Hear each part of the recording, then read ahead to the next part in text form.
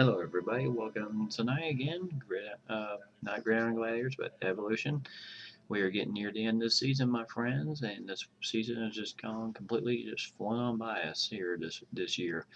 I am here tonight, as you can see, with the little one, Mr. John Bryant. He is in my arms tonight. He's just a little tired tonight.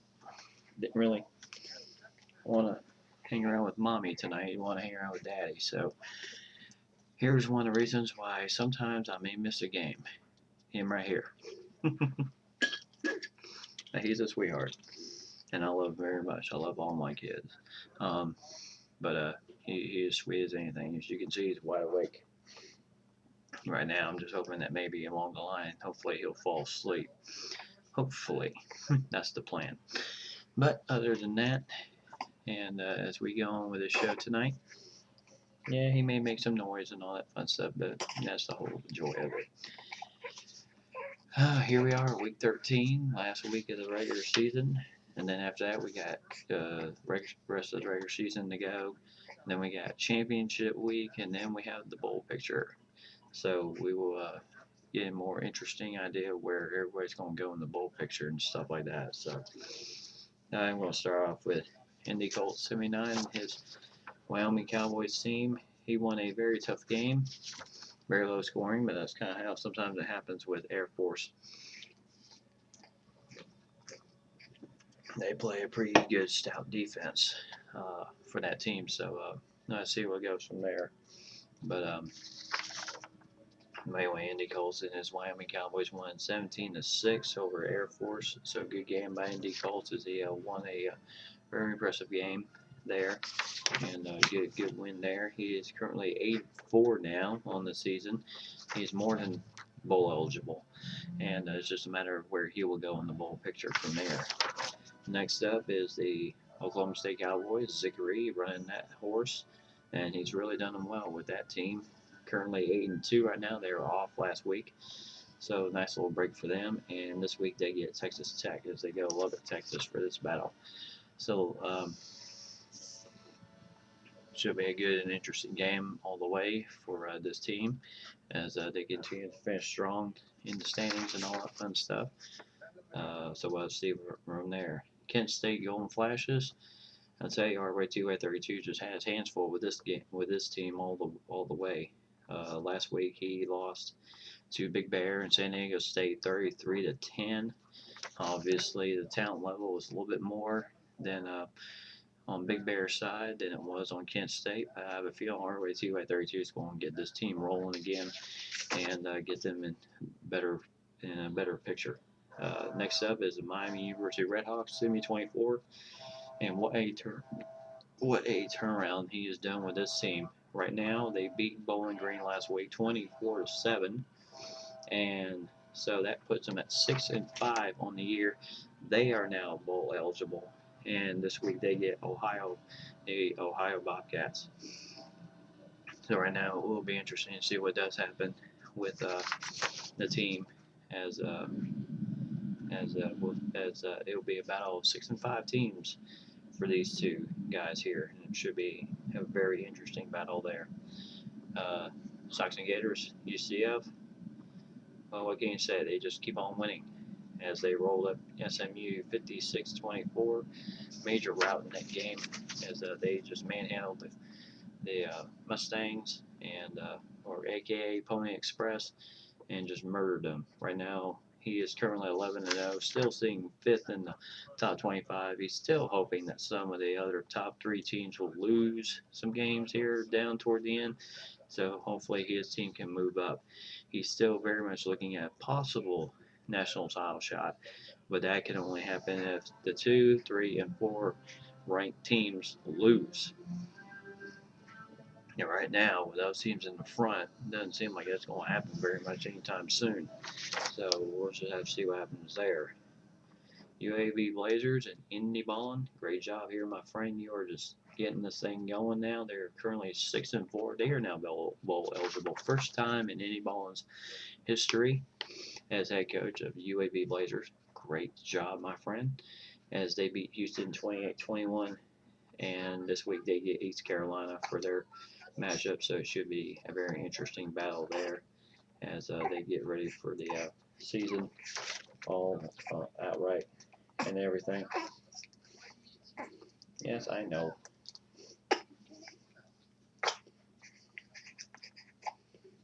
Hey, you told me you're going good. Anyway, welcome to my life. Next up, Big Bear, San Diego State Aztecs. He is now bowl eligible with that win over Kent State. He is currently 6-5 also, and it should be interesting spot where he will get the Aztecs bowl picture in. And this week they get Semi 24's old team, UNLV Rebels. And T2 in the Rice House, what can you say? He just keeps going. He won a shootout against Marshall, 49-38. As obviously Rice defense is a bit of a problem in trying to stop teams. I think that was probably from week 1 when he and I had our absolute shootout between the offenses. So, but he gets the victory at 49-38. He is now currently 9-1 on the year, and he is already more than bowl eligible in this picture right now. Kansas Jayhawks 7-3, as Bob Jr. became bowl eligible last week on the last win. This week he just murdered Missouri 37-7. No mercy in this game. And this week they get Saxon Gators in the 5th ranked UCF Golden Knights. So it should be quite an interesting battle there as they I'll tell you, Bob Jr. had a little bit of a rough start there in the beginning, but he's really panned it out well with his team and is doing an excellent job with them right now. So what else can you say other than that? As did 22 with Idaho, and his team just put the whipping on Boise State. As I mentioned before, this is not the same Boise State team that has been prevalent the last 2 seasons when they had Kellen Moore and all those superstars. Now they're starting to dip. Now they're starting to get into that part of the program, and now the fresh, hot recruits are not quite as binding to Boise State as they used to be. Well, I mean, they're not totally bad right now. Going into this game, they currently were second in the standings in the WAC. Fresno State is number 1, and they've got a perfect record in conference play right now, as they look to become just like Zickery did last year with a perfect undefeated conference record. Fresno State's also looking to do the same thing there too. But SD22 got bowl eligible with that win. He is now 6-4, and he will end the season. Well, not quite the end of the season for him yet, but he gets Nevada. And I think another team after that. So he's not done yet. Colorado State, 8-22, and he was off this week.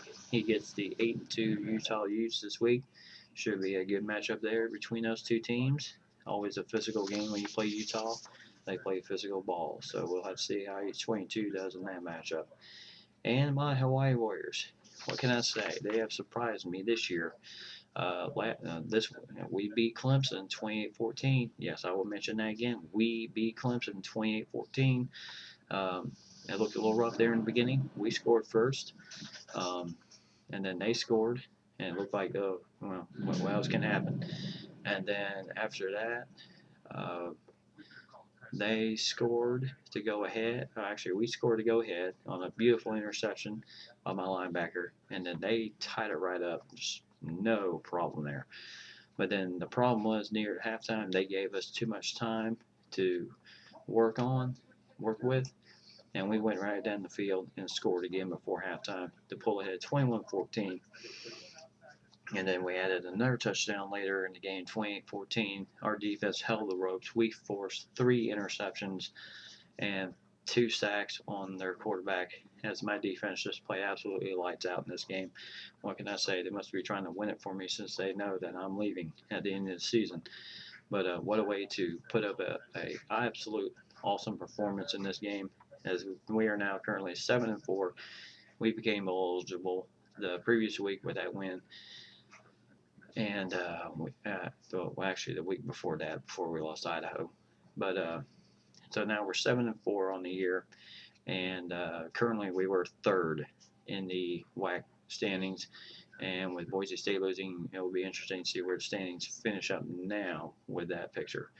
The only thing I could say is there's a possibility that S did out of Idaho could either pass me or tie me for either second or third place in the WAC. So we'll just have to see what happens from there. But my last game in the year for this season is Utah State Aggies. They're currently 2-7 coming into the matchup, so it will be quite an interesting run here. And the only thing I can say is it's going to be an interesting finish of what happens with the teams here, because it is really going to come down to a lot of things happening right now. In the BCS rankings right now, you got Alabama number 1, number 2 is Wisconsin, number 3 West Virginia, number 4 Boston College, and then of course Stockton Gators with UCF.